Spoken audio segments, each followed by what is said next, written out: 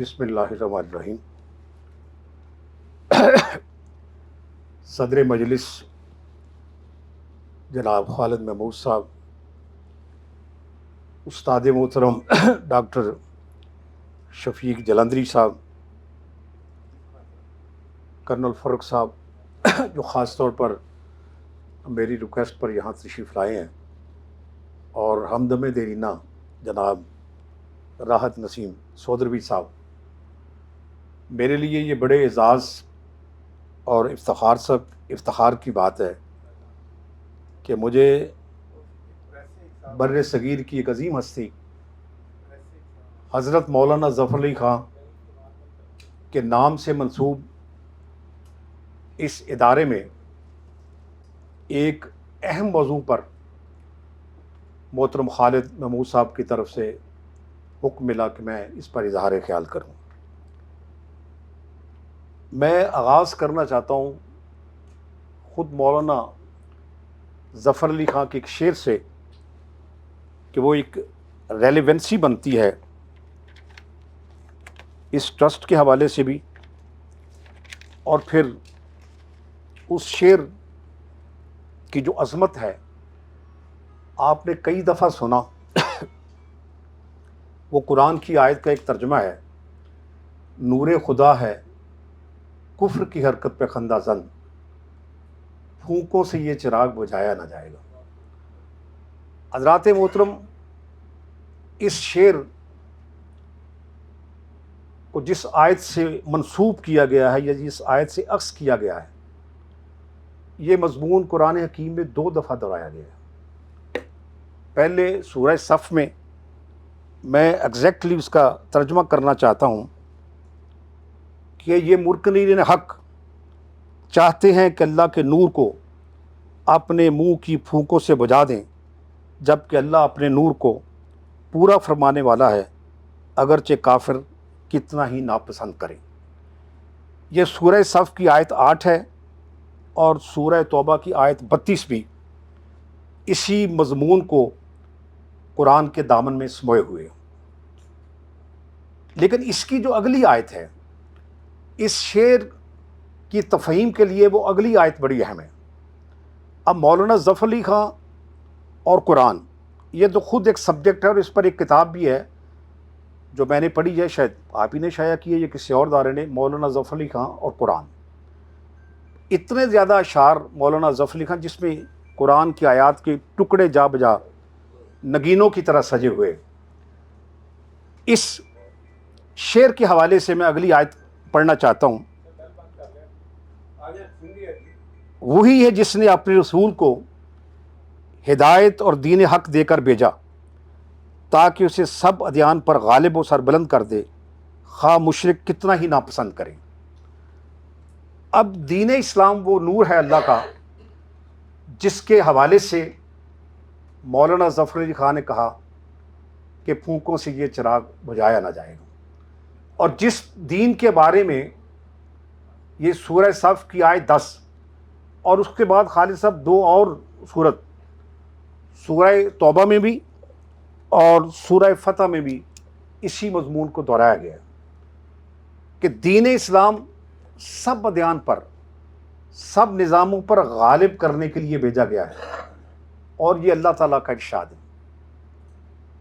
اب میرا سوال یہ ہے کہ جس دین اسلام کو تمام ادیان پر غالب کرنے کے لیے بھیجا گیا ہے، کیا اس دین اسلام کا اور اسی دین اسلام کے نام پر قائم ہونے والے ملک میں دین اسلام کو اس پاکستان سے نکال دیا جائے؟ سیکولرزم کے حوالے سے ڈاکٹر شفیق جلندری صاحب گفتگو فرما رہے تھے۔ انہوں نے کہا کہ سیکولرزم میں بھی وہی چیزیں ہیں جو اسلام میں ہیں۔ اصل میں وہ سیکولرزم کی رواداری کی شاید بات کر رہے تھے، لیکن اگر سیکولر حضرات سے پوچھا جائے خود وہ اسلام کے حوالے سے کیا کہتے ہیں، وہ کہتے ہیں، میں پاکستان کے پس منظر میں بات کر رہا ہوں، پوری دنیا میں بات نہیں کر رہا، اگر تو ایک عیسائیوں کا ملک ہے تو وہاں کہا جائے کہ عیسائیت کا ریاست سے تعلق نہیں ہونا چاہیے،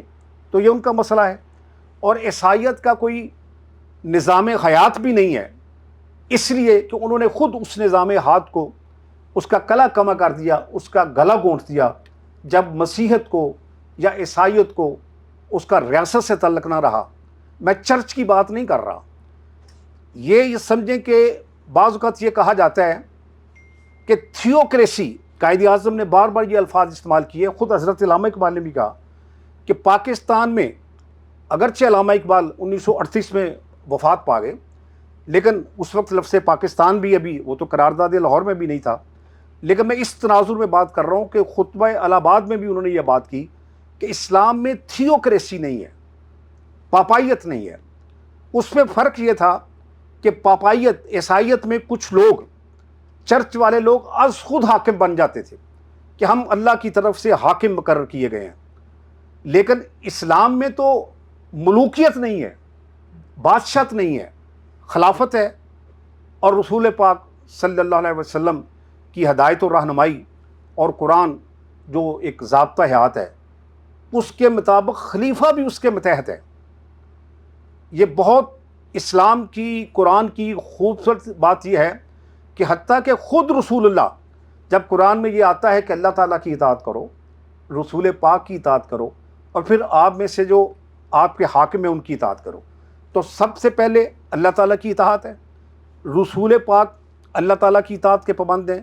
اور جو حاکم وقت ہمارا ہوگا وہ رسول پاک، اور ہم امت بھی خود رسول پاک کی اطاعت کے بھی پابند ہیں اور اللہ تعالیٰ کے، یعنی قرآن و سنت کی وہ جو حدود ہیں وہ ہماری اجتماعی زندگی کے لیے بھی اور انفرادی کے زندگی کے لیے بھی اتنی ہی اہم ہے جتنا کہ ہم کوئی شخص عبادت کو اہم سمجھتا ہے، نماز، روزہ، حج، زکوٰۃ کو جتنا اہم سمجھتا ہے، اسی طرح نظام حیات کے حوالے سے اسلام اور قرآن کی جو فکر ہے وہ ہماری اجتماعی زندگی۔ اور اگر کوئی شخص کہے، میں آج کی تقریر میں بالخصوص اپنی گفتگو میں کسی سیکولر دوست، کسی کا دل نہیں دکھانا چاہتا، ان کے بارے میں کوئی بات نہیں کرنا چاہتا، میں صرف اپنی بات کرنا چاہتا ہوں۔ میں ایک کم علم ترین آدمی ہوں، اور شاید میری کم علمی کی ادا خالد صاحب کو پسند آ گئی کہ انہوں نے اتنے بڑے موضوع پر مجھے دعوت اظہار دیا ہے۔ میں ایک کم علم اور کم عمل مسلمان کے طور پر کہتا ہوں کہ اگر میں کہوں کہ میری انفرادی زندگی کے لیے تو اسلام قابل قبول ہے، لیکن میری اجتماعی زندگی کے لیے قرآن قابل قبول نہیں ہے، اگر میں کہوں کہ اسوہ رسالت یعنی سیرت نبوی میری انفرادی زندگی کے لیے تو قابل قبول ہے لیکن پاکستان کے اجتماعی نظام کے لیے قابل قبول نہیں، اگر میں یہ کہوں کہ شریعت میری انفرادی زندگی کے لیے تو قابل قبول ہے لیکن پاکستان کے لیے، تو کم از کم میں اپنے آپ کو مسلمانوں میں شمار نہیں کروں گا۔ میں اپنی بات، کسی کے بارے میں فتویٰ نہیں دے سکتا، لیکن میں اپنی ذات کی بارے میں، دیکھیں میں دو خانوں میں کیسے تقسیم، جو انفرادی زندگی ہے آدمی کی وہ بہت محدود ہے۔ انفرادی زندگی جو ہے اس کا ایک بہت دائرہ، جو ایک سرکل جو ہے وہ ایک تنگ دائرہ ہے۔ اجتماعی زندگی ہے جس میں سیاست بھی ہے، جس میں معیشت بھی ہے، جس میں معاشرت بھی ہے، جس میں تہذیب بھی ہے، جس میں تمدن بھی ہے، مطلب پورا ایک نظام جو حیات ہے اس کے حوالے سے اگر اسلام میں کچھ نہیں ہے، اگر قرآن میں کچھ نہیں ہے، تو پھر تو میرا خیال ہے کہ اسلام کے حوالے سے پھر تو یہ کوئی اس کی گلوری نہیں ہے، کوئی اس کی عظمت نہیں ہے، پھر تو یہ کوئی عام سا نظام ہو گیا کہ جس کے بارے میں ہم یہ کہیں کہ یہ میرے لیے تو رہنمائی کرتا ہے لیکن ہماری اجتماعی زندگی کے لیے۔ لیکن کیونکہ یہاں بات ہو رہی ہے یہ ایک مخصوص تقریر کی جو قائد اعظم کی تقریر ہے اور اس کے بعد قرارداد مقاصد کی، اب میں اس موضوع کے اندر رہتے ہوئے بات کرنا چاہوں۔ پہلی بات یہ ہے کہ میرے نزدیک قائد اعظم کی جو تقریر ہے 11 اگست 1947 کی، میں حکیم صاحب اس کا کوئی پس منظر بیان نہیں کروں گا، میں اس کے لیے کوئی عذر تلاش نہیں کروں گا۔ میں یہ سمجھتا ہوں کہ قائد اعظم کی ہر تقریر، جب وہ گورنر جنرل تھے تب بھی، جب وہ گورنر جنرل نہیں تھے وہ ہمارے قائد اعظم تھے، ان کی 11 اگست کی تقریر کو بھی میں اتنا ہی اہم خیال کرتا ہوں جتنی ان کی 14 اگست کی تقریر کو اہم خیال کرتا ہوں، اور جتنی ان کی تقاریر قیام پاکستان سے پہلے کی ہیں، اور جتنی 11 اگست،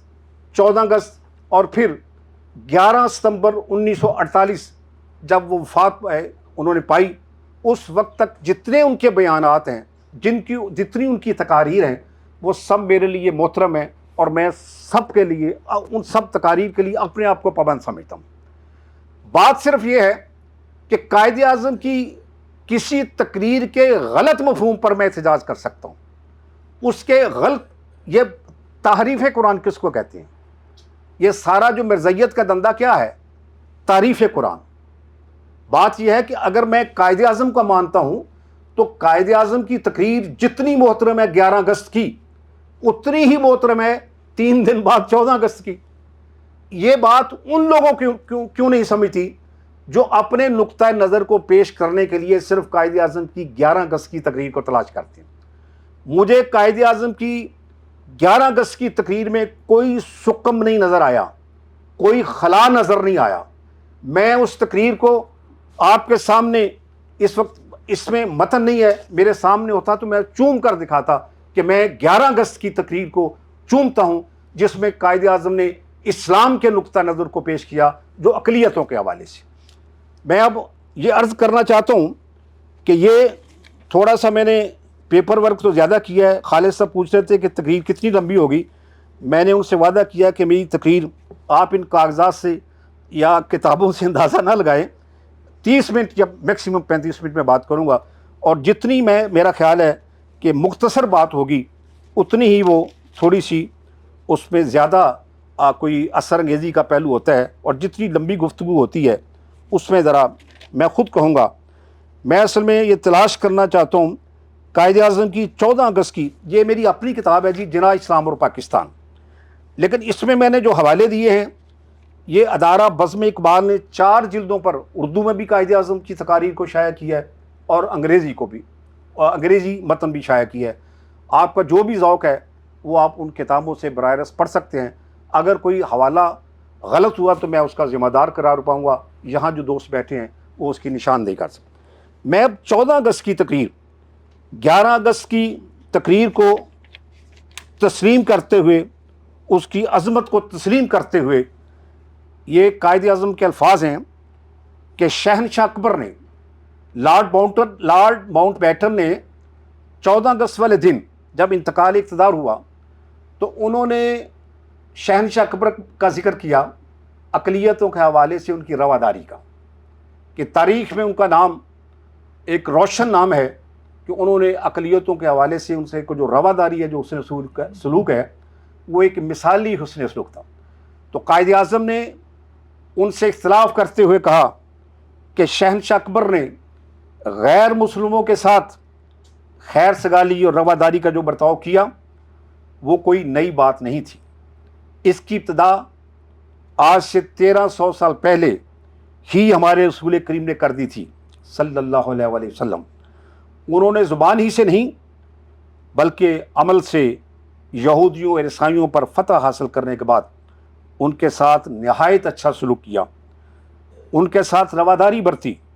اور ان کے عقائد کا احترام کیا. مسلمان جہاں کہیں بھی قائد اعظم رسول اللہ صلی اللہ علیہ وآلہ وسلم کا حوالہ دے کر کہتے ہیں کہ ان کی تقلید میں مسلمان جہاں کہیں بھی حکمران رہے ایسے ہی رہے. ان کی تاریخ دیکھی جائے تو وہ ایسے ہی انسانیت نواز اور عظیم القدر اصولوں کی مثالوں سے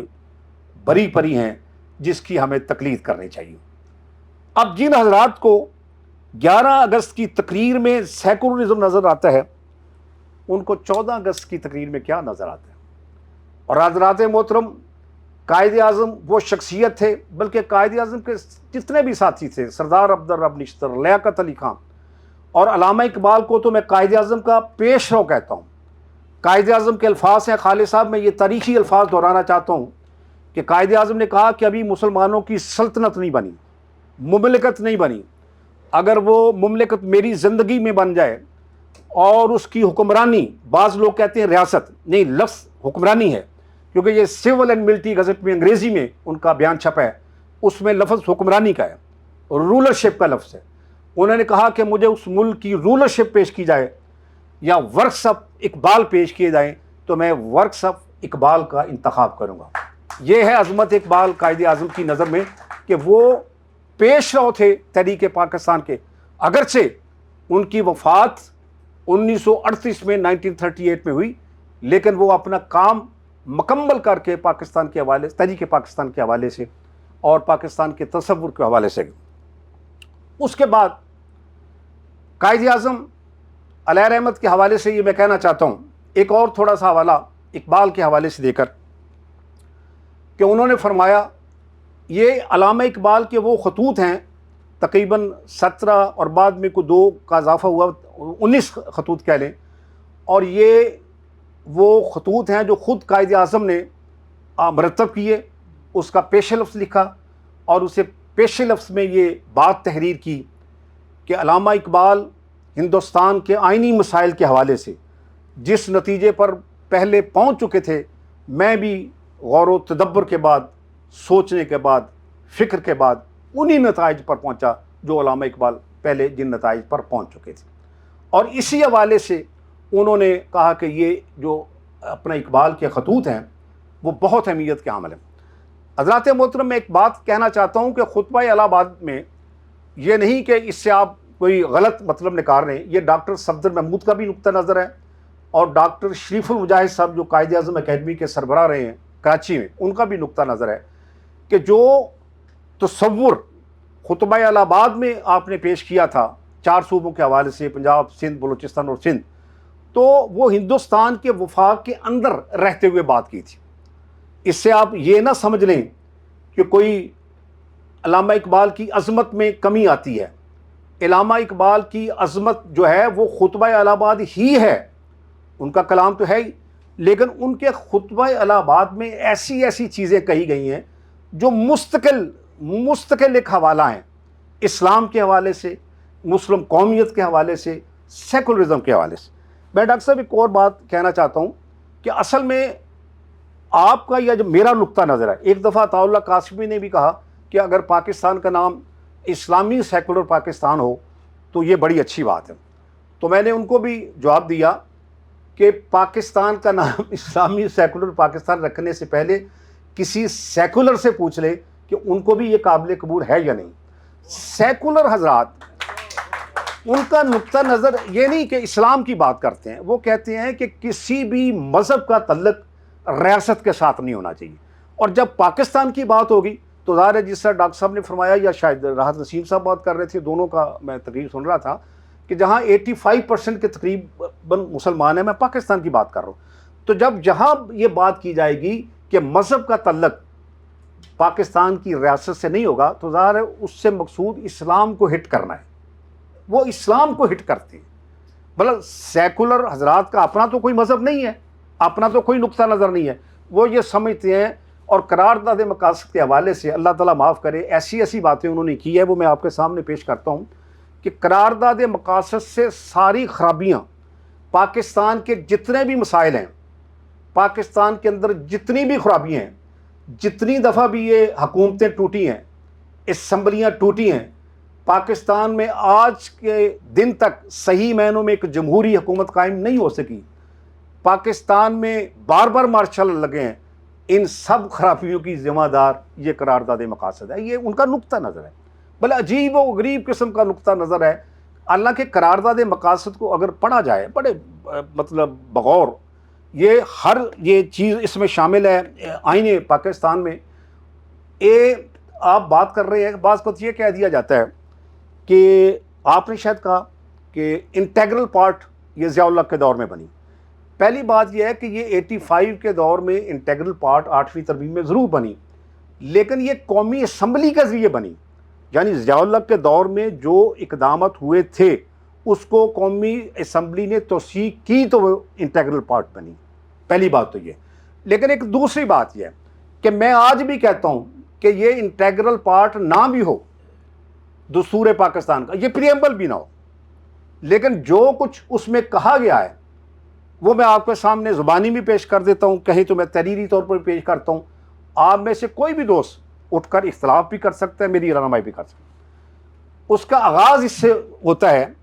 کہ اللہ تعالیٰ تمام کائنات کے بلا شرکت غیر حاکم میں مطلق ہیں، پہلی لائن۔ دوسری لائن اس میں یہ ہے کہ پاکستان کی ریاست عوام کے ذریعے اللہ تعالیٰ کی قائم کردہ حدود کے اندر رہتے ہوئے اپنے اختیارات کو استعمال کرے گی، ریاست تھرو عوام، اور عوام کے آگے الفاظ ہے کہ عوام کے جو منتخب چوزن نمائندے ہیں ان کی حکومت ہوگی۔ پہلی بات تو یہ ہے کہ اس میں آمریت کی بھی جڑ کاٹ دی گئی، فسطائیت کی جڑ بھی کاٹ دی گئی. وہ جو پاپائیت ہے کہ کوئی علماء کا طبقہ کہے کہ ہم اللہ کی طرف سے از خود بغیر کسی الیکشن کے جو بھی آئے گا وہ مولانا فضل الرحمان ہو، وہ ولی خاں ہو، وہ ایکسٹرا لیفٹسٹ ہو، وہ ایکسٹرا رائٹسٹ ہو، جو بھی ہو وہ عوام کے ذریعے منتخب ہوگا. پہلی بات تو یہ. اب اگلی بات وہاں یہ ہے کہ مسلمانوں کو اس قابل بنایا جائے گا کہ وہ انفرادی اور اپنی اجتماعی زندگی قرآن کے مطابق گزار سکیں. اگر یہ اس قرارداد مقاصد کو آپ پریمبل بھی نہ سمجھیں، انٹیگرل پارٹ کی بات نہیں میں کر رہا، پریمبل بھی نہ سمجھیں، ہر مسلمان کی انفرادی اور اجتماعی زندگی قرآن و سنت کی پابند ہے جب وہ پڑھتا ہے لا الہ الا اللہ محمد الرسول اللہ صلی اللہ علیہ وسلم. میں اگر اپنی بات کروں اور اگر آپ اپنی بات کریں، ہم کتنا قرآن پر عمل کرتے ہیں، کتنا سیرت پر عمل کرتے ہیں، کتنا اسوہ رسول پر عمل کرتے ہیں، وہ ایک الگ بات ہے، وہ ایک الگ بات ہے. لیکن اگر میرا ایمان ہی یہ نہ ہو کہ قرآن میری اجتماعی زندگی کے لیے کوئی رہنمائی نہیں کرتا، اگر میں یہ کہتا ہوں تو میں نے قرآن کو تو فارغ کر دیا، اور اگر میں نے قرآن کو فارغ کر دیا خالد صاحب تو قرآن نے مجھے فارغ کر دیا. ظاہر ہے میں یا پھر کافروں میں ہو جاؤں گا یا میں مشرکوں میں ہو جاؤں گا. دو ہی باتیں ہیں نا جی، کہ میں قرآن کا انکار کر رہا ہوں، میں اسوہ رسول کا انکار رہا ہوں، اور قائد اعظم اسوہ رسول کی پیروی کی بات کر رہے ہیں. اب ایک اور بات بڑی مزیدار ہے کہ یہاں میں ایک کتاب لایا ہوں. یہ کتاب تو ہے الطاف حسن قریشی صاحب کی. اس میں غالباً یہ ذرا آپ کے سامنے ٹائٹل نظر ہے، لیکن الطاف حسن قریشی صاحب نے یہ جو انٹرویوز کیے ہیں اس میں دباچہ ایک بہت ہی الٹرا قسم کے لیفٹسٹ ڈاکٹر سید جعفر محمود ہیں. وہ کراچی یونیورسٹی کے پروفیسر ہیں اور ایک سیکولر ہیں، خود کو وہ روشن خیال کہتے ہیں. انہوں نے اس کا یہ دباچہ لکھا ہے. یہ الطاف حسن قریشی صاحب کا انتخاب تھا. اب انہوں نے جو کچھ لکھا ہے وہ پڑھنے سے تعلق رکھتا ہے. انہوں نے اس کے اندر باتیں کی ہیں. پہلی بات تو یہ ہے خالد صاحب کہ وہ یہ کہتے ہیں کہ یہ جو نظریہ پاکستان ہے، مسلم قومیت کی بات ہے جو علامہ اقبال نے پیش کی 1930 میں. اسی لیے میں کہتا ہوں کہ علامہ اقبال کے خطبہ الہ آباد کی یہ اہمیت نہیں ہے کہ یہ 4 صوبوں کو اکٹھا ملا کر انہیں ایک اٹانومس حیثیت وفاق کے اندر دے دی جائے. اصل میں جو خطبہ الہ آباد میں جو کچھ وہ کہہ چکے ہیں اسلام کے حوالے سے، اسلام کے نظام حیات کے حوالے سے، اسلام کے اخلاقی نصب العین کے حوالے سے، اور پھر سیکولرزم کے حوالے سے، اور پھر انہوں نے یہ بھی کلیئر کر دیا کہ اسلام میں یہ نقطہ نظر نہیں ہے کہ مذہب پرائیویٹ معاملہ ہے، کسی اور کا ہوگا، ہندو کا ہو سکتا ہے، سکھ کا ہو سکتا ہے. دیکھیں انہیں آزادی ہے، ہر مذہب والے کو آزادی ہے، ہر مذہب والے کو آزادی ہے، کسی کی مذہب میں مداخلت نہیں ہو سکتی، یہ قرآن کہتا ہے. لیکن قرآن کی آیت کا ترجمہ لا اکراہ فی الدین کا یہ ترجمہ نہیں ہو سکتا کہ ہم کسی منارٹی کے مذہب میں مداخلت نہیں کریں گے، لیکن ایک منارٹی مٹھی بھر لوگ ان کو یہ حق حاصل ہوگا کہ قرآن کا ریاست سے کوئی تعلق نہیں ہونا چاہیے. میں کہتا ہوں کہ جب قرارداد مقاصد اقلیتوں کے حقوق کی گارنٹی بھی دیتی ہے، اور میں کہتا ہوں قرارداد مقاصد کو چھوڑ دیں، قائد اعظم کو میں سب کے سامنے کہتا ہوں، اقرار کرتا ہوں کہ میں سب کے سامنے قائد اعظم کو ہم سب سے آگے رکھتے ہیں. قائد اعظم نے جب بھی منارٹی کے اپنے حقوق کی بات کی، انہوں نے اس وقت جب بھی بات کی انہوں نے اسلام کا حوالہ ضرور دیا. یہ قائد اعظم کا تدبر ہے. میں نے کسی بھی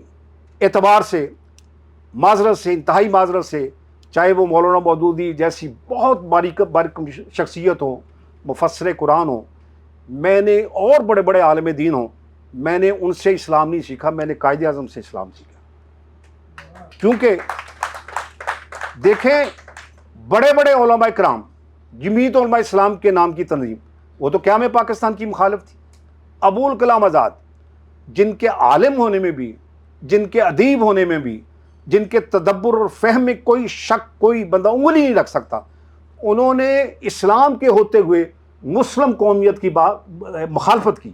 اور کہا کہ مسلم قومیت کی بنیاد پر یہ جو پاکستان بنانا ہے یہ اسلام کو محدود کرنے کے مترادف ہے. یہ ان کا نقطہ نظر تھا. وہ اسلام کے لیے وسیع میدان چاہتے تھے ابو الکلام، بر صغیر کی طرح. لیکن یہ عجیب بات ہے کہ گاندھی اور نہرو کی قیادت میں اسلام کو کس طرح کا فروغ دیا جا سکتا تھا، یہ ایک دوسری بات. اور حضرات محترم، پاکستان کی اب میں بات کرتا ہوں کہ اگر پاکستان کو اتنی سہولتیں ہونے کے باوجود ہم اسلام کو فروغ نہیں دے سکے تو وہ تو ہم ذمہ دار ہیں. اس میں کوئی پاکستان کے قیام کا قصور نہیں ہے. پاکستان تو ایک نظریے پر بن گیا،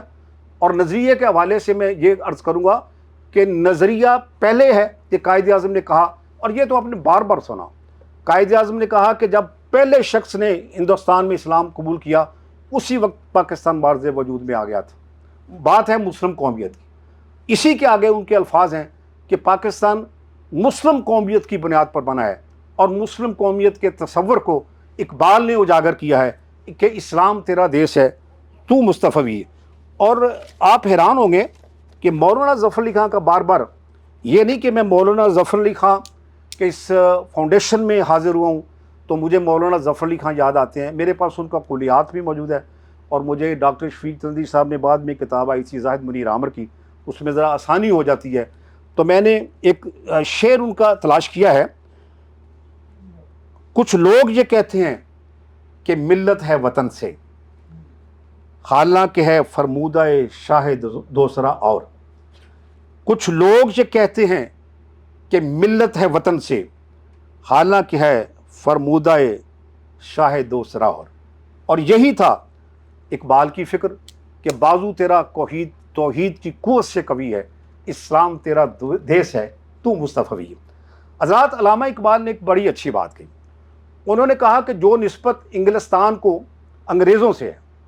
جو نسبت جرمن کو جرمنیوں سے ہے، وہ نسبت ہماری اسلام سے ہے. ہمارا وطن اسلام ہے، اسلام ہی ہمارا وطن ہے، اسلام ہی ہمارا نظریہ پاکستان ہے، اسلام ہی ہماری ریاست. دیکھیں، ہم اپنے نقطہ نظر میں غلط ہو سکتے ہیں، کسی کو اختلاف ہو سکتا ہے، لیکن میں ایک سیدھی سی بات کہنا چاہتا ہوں کہ اقلیتوں کے حقوق کے حوالے سے جو بات راز صاحب انہوں نے فرمائی، انہوں نے اپنا اس میں اپنی تقریر میں، یہ 11 اگست کی تقریر میں قیام پاکستان کی پہلے کی، انہوں نے جہاں جہاں بھی اقلیتوں کی بات کی، انہوں نے کہا کہ اسلام ان غیر مسلموں کے ساتھ جو ہماری حفاظت میں ہوں، عدل و انصاف، مساویانہ سلوک اور رواداری بلکہ فیاضانہ سلوک کے ساتھ پیش آنے کی تعلیم دیتا ہے. ان کے ساتھ ہمارا برتاؤ برادرانہ ہونا چاہیے، لفظ ہے برادرانہ ہونا چاہیے، اور انہیں شریعت کے یکساں حقوق ہونے چاہیے. یہ تقریر ہے 2 نومبر 1941 کی، قیام پاکستان کے 6 سال پہلے کی. پھر انہوں نے فرمایا 1 فروری 43 کو میں اقلیتوں کو حلفاً، انگریزی میں آنوتھ کا لفظ ہے، حلفاً یقین دلاتا ہوں کہ ہم ان کے ساتھ کسی بھی مہذب ملک کے مقابلے میں زیادہ بہتر حسن سلوک کا مظاہرہ کریں گے، کیونکہ یہ ہمارے لیے سب سے بڑی مذہبی اتھارٹی قرآن کریم کا حکم ہے، قرآن کا حکم ہے. ایک اور ان کا بیان ہے، یہ 19 فروری، یہ 48 ہے، 19 فروری 48، ظاہر ہے یہ 11 اگست کے بعد ہے، 11 اگست 47 کے بعد ہے. انہوں نے فرمایا کہ اسلام ہمیں حکم دیتا ہے کہ دوسرے مذاہب کے ساتھ رواداری کے ساتھ پیش آئیں. جس کسی کو جو بھی مذہب ہو، ہم سب کا خیر مقدم کرتے ہیں، جو بھی پاکستان کی یہ سچے اور مخلص شہریوں کے طور پر اپنا کردار ادا کرنا چاہتے ہیں. یہ ہے بات جناب والا. ان کا جو نقطہ نظر ہے اقلیتوں کے حوالے سے وہ بالکل واضح ہے. کہیں وہ اسلام کو حکم کہتے ہیں، کہیں وہ قرآن کو حکم کہتے ہیں. نعوذ باللہ من ذالک، اگر قائد اعظم غلط کہتے ہیں تو پھر آپ ہی کہہ سکتے ہیں، میں تو غلط نہیں کہہ سکتا. قائد اعظم قرآن کو مکمل ضابطہ حیات کہتے ہیں، قائد اعظم اسلام کو مکمل ضابطہ حیات کہتے ہیں، اور قائد اعظم کی 11 تقریر کے بعد وہ سب کچھ اڑ گیا. اور پھر 11 اگست کی تقریر کے بعد کیا،